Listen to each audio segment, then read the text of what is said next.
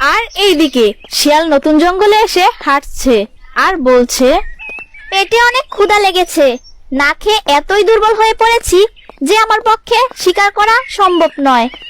এমনিতেও এই জঙ্গলের শিকারগুলো অনেক চালাক আর শরীরটাও অনেক দুর্বল হয়ে গেছে। শিয়াল হাঁটছে আর এসব কথা বলছে। হাঁটতে হাঁটতে হঠাৎ তার নাকে এলো রুটি আর মাংসের গন্ধ। সে যতটা সম্ভব ছুটে গেল গন্ধটা যেখান থেকে আসে।